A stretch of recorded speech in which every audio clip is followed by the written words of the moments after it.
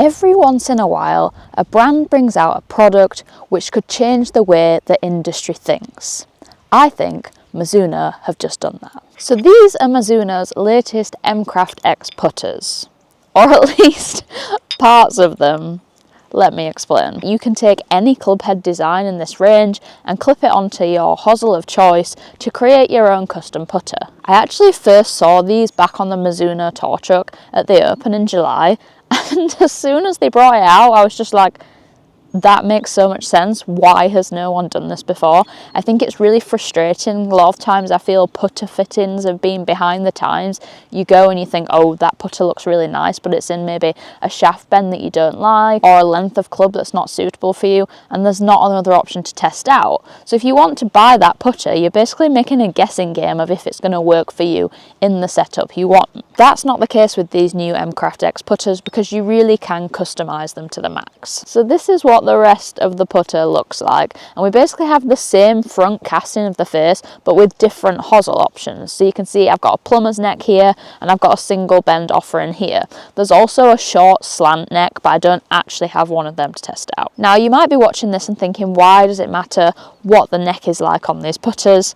Surely you can just pick any one out and it will work for you. What these actually do is help deliver the club in a different way to the golf ball, which means different ones will suit people with different types of strokes. A double bend shaft like we've got here is typically given to people who have a more straight back and through stroke. This is because the club face doesn't open as much on the way back or shut as much on the way through. So if you have kind of a straight back and through stroke, the face is staying squarer to the target for longer. The plumber's neck kind of sits in the middle. It has a little bit more rotation to it, so it's going to help you square the face up if you're someone who opens the putter face on the way back. This can happen with people who have like a bigger arc to their stroke. The short slant would be the extreme version of this for the people with the biggest arc of the stroke, or for people who leave the face open and want help shutting it down, getting the ball starting a bit further left. Now it's definitely noticeable to me if I try different putters out with different necks that they will start differently. So some I find really easy to start on line, some I find will start further left, and that's definitely what I would see if I use kind of a short slant neck. So if you're consistently missing putts either right or left, it's worth testing out different necks and seeing if it kind of straightens out that dispersion. Now how this system works is you get the club head you like the look of,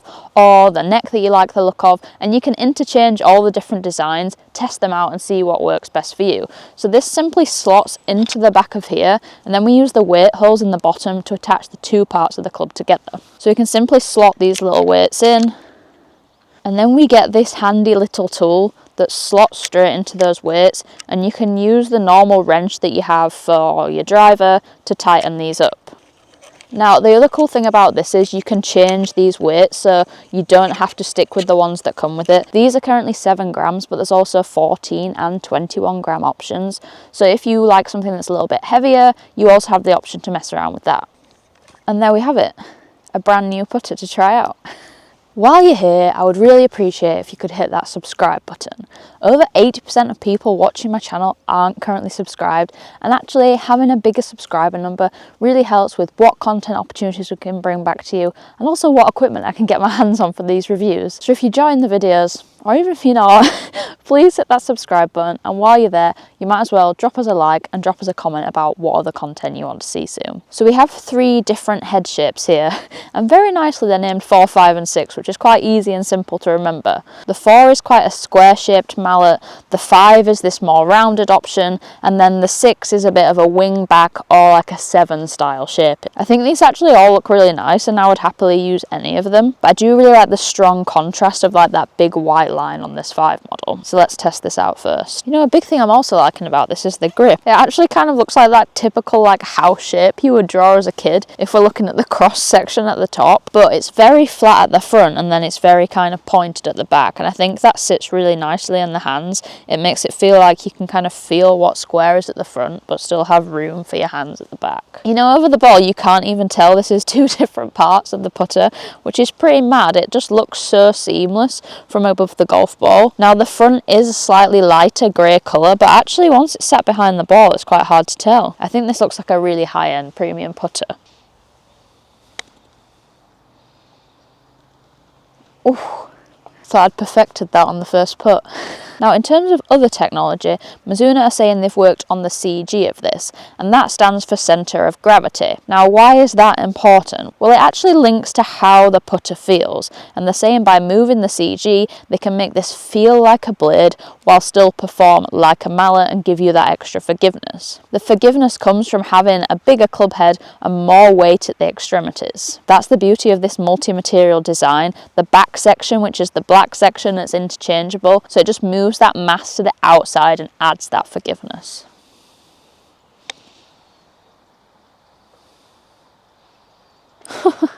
I tell you what, this rolls really nicely, and it does feel really soft off the face. I did wonder how it might feel given the construction methods and the fact I've literally just put it together here, but I'm actually really impressed with it. It's really nice. And I just love the fact I can pick the club head I like the look of and put it on this single bend shaft. I know for me this works the best with my putting stroke. It gives me the most consistent start line, and the fact I can just match that in with any club head in the range is like a massive plus point for me. And it just makes me think, why has someone not done this before? Because it's making one of the most difficult things about putter fittings so easy. I also like the fact it really allows people to experiment and check different things out and see how it works for them. Pretty consistent, rolls out very nicely.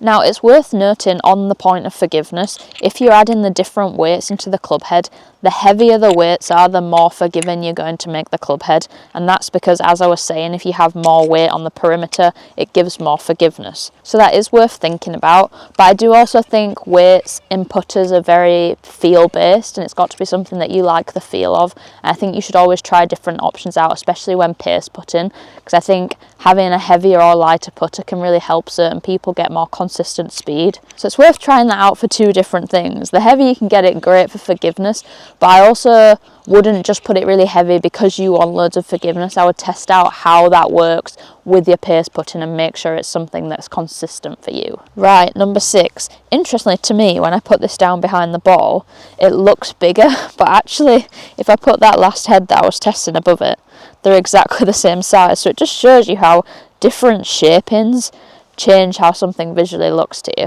Now this doesn't have a line, but because of the different depths of the club head, you kind of get this alignment aid in the middle where the putter's a little bit lower, which really frames the ball quite nicely. So if you're someone who doesn't like a line but you want a little bit of help, this would be a great option.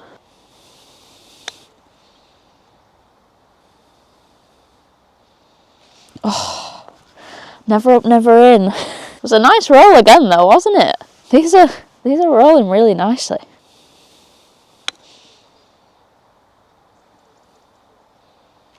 Oh God.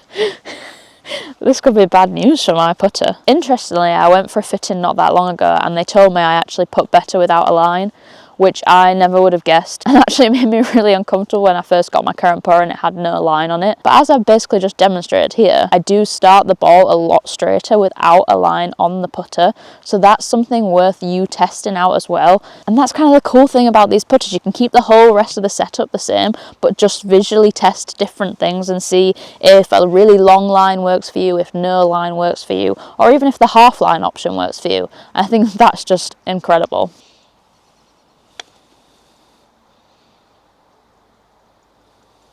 I feel like every single one of them's gone within like a 2 golf ball dispersion. Maybe I just need a slightly heavier weight to get the ball there. I do feel like maybe they should have like attached this tool into the little weight screw, because I could definitely lose that. Now in terms of like build specs, all the back parts of the putters, so the different club heads that you clip in, are the same weight, but the different kind of front parts with the hosel do vary slightly in weight, and that's just due to the construction of the different necks. So that's another reason to just fiddle around with the weights and try different things. Right, last up we have got the 4.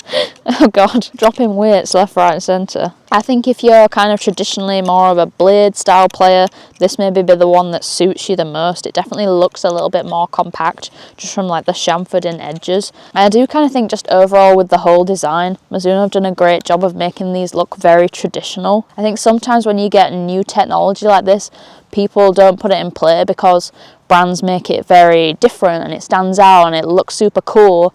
And while that might be a great thing, it doesn't necessarily suit loads of golfers. With this, we've got really exciting technology, and actually you can take it apart and see that, but when you put it together, it's just a really classic design, which will suit basically everyone. I probably like the look of this the least, which is surprising because it's not too dissimilar to the shape of my current putter.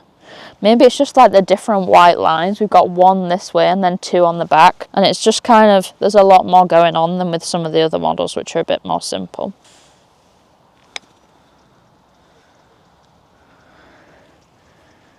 See that little push to the right that comes back when I have a line on my putter? Super interesting, or at least I think it is, but maybe I'm just a bit of a geek.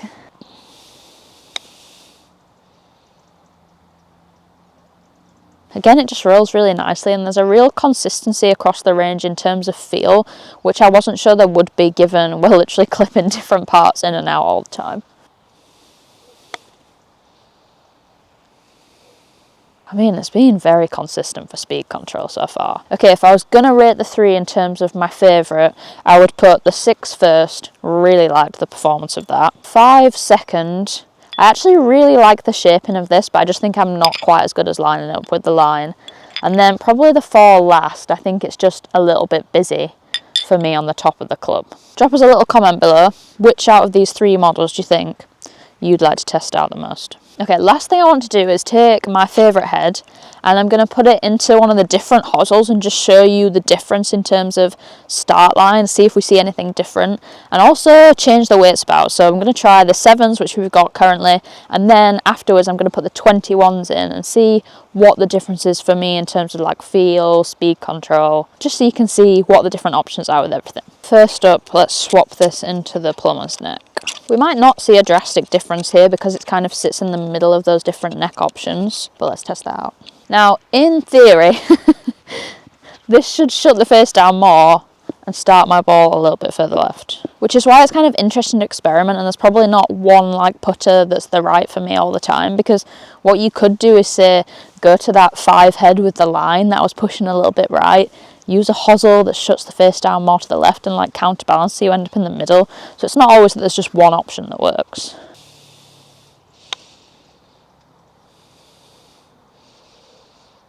Actually started pretty dead straight on line, didn't it?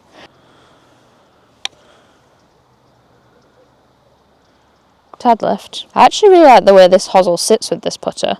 I think almost because it's slightly like forward presses, it looks really smart. It almost feels more blade-like, so if you're someone who likes a blade feel, you would probably suit this neck type over the single bend I was previously using. Well, it did actually do what I said it was gonna after the first one. I think that's kind of the thing you should be looking for when you're testing a putter. It's what is the consistency. With this head with the single bend shaft, basically each putt started pretty much in the same space. With that, we could see there was more of a variability, and that's where I'd think, maybe that's not the right option. Let's try something else. Really, when you get fit for a putter, what you're looking for is to do the same thing over and over again. Now, lots of the best players in the world, their putting strokes aren't perfect and they're not necessarily starting the ball straight on line. So even if you were pushing it slightly, as long as you were doing that every single time, that's fine, because we can work with that out on the golf course. We can just aim a little bit left and it's going to work out nicely. So remember, it's about consistency, not perfection. I'm now very interested to see what happens when you increase the weights. I think a lot of brands have weights that you can change on the bottom of the putters, but most of the time you can't get hold of them. So it's actually really nice to just have different sets that you can move around. I think this is also something you could change seasonally.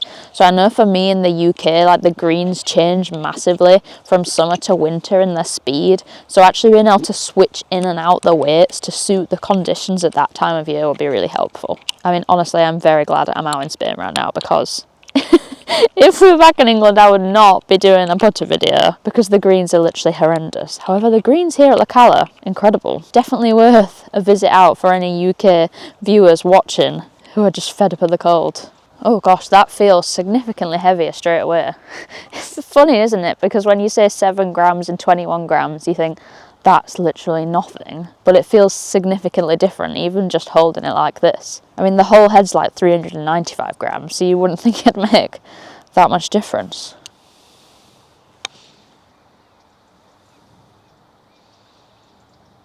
I can't get over how different that feels.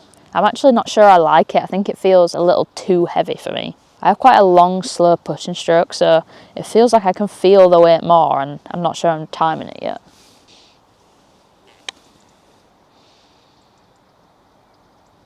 I mean, the distance control is super consistent though.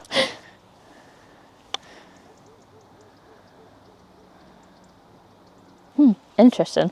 I was kind of under the belief that like putting heavier weights in here would make it come out a lot faster, but actually that's not really happened at all.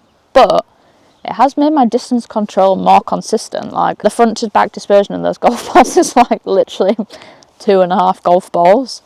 So maybe actually I should be messing around with this, testing it out from some different distances. Because if my distance control was that consistent all the time, I'd be a way better putter. My distance control is definitely the worst part of my putting. And that's the thing you got to remember when you're testing out putters. It's one thing about being able to aim it straight and hit it straight, but the other is distance control. We spend so much of our time hitting pace putts, and actually for the majority of the golfers, improving their distance control would help them out the most. We see that when we look at the shot scope stats. Most people are 3-putting from poor pace control, and actually it's not until we get very close to the hole that most of us are actually holing putts. So don't neglect the quality of your pace control with putts when you're testing new putters out, just because you kind of hole in lots of short ones. I am seriously impressed with this putters.